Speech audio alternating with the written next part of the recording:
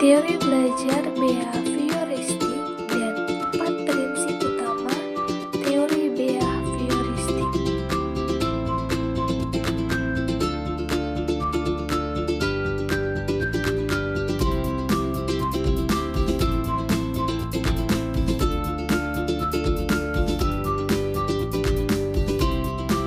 Kita memberikan tanggapan atau respon yang bisa mengubah perilaku. Gerardus Watson, orang pertama kali mengembangkan teori behavioristik, seorang ahli psikologi atau psikolog Amerika Serikat, lahir di Greenville 9 Januari 1878 yang meninggal pada tanggal 25 September 1958. Watson mempromosikan sebuah perubahan psikologi melalui karyanya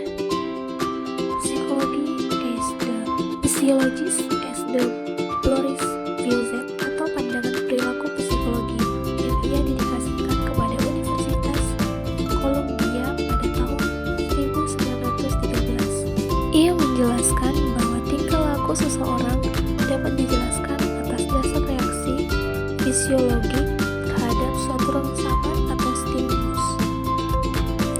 4 prinsip utama teori behavioristik yaitu belajar adalah proses di mana kita mendapat pengetahuan atau keterampilan baru. Yang kedua, pengulangan dan latihan sangat penting dalam proses belajar. Yang ketiga, penguatan. Yang keempat, belajar bisa bersifat mekanis dan otomatis. Yang pertama, belajar adalah proses di mana kita mendapat pengetahuan atau keterampilan baru. Contohnya, di mana guru membacakan cerita Alkitab tentang kasih Yesus dan siswa merasa terinspirasi dan berusaha untuk menunjukkan kasih kepada teman-teman mereka seperti membantu teman yang kesulitan. Yang kedua, pengulangan dan latihan sangat penting dalam proses belajar. Contohnya, seorang siswa membaca cerita-cerita dari Alkitab setiap minggu.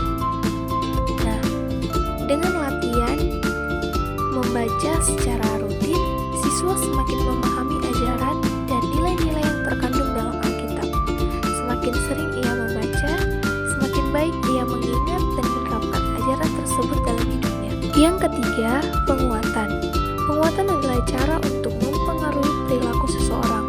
Dalam konteks belajar, kita bisa menggunakan hadiah untuk meningkatkan perilaku yang baik, atau hukuman untuk mengurangi perilaku yang tidak diinginkan.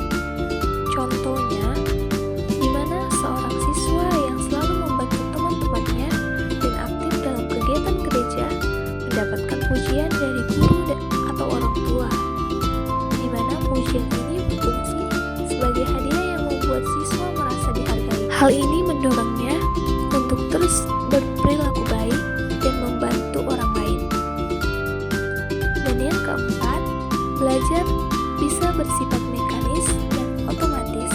Artinya, kita bisa belajar dengan cara mengulang sesuatu tanpa harus memahami konsep secara mendalam.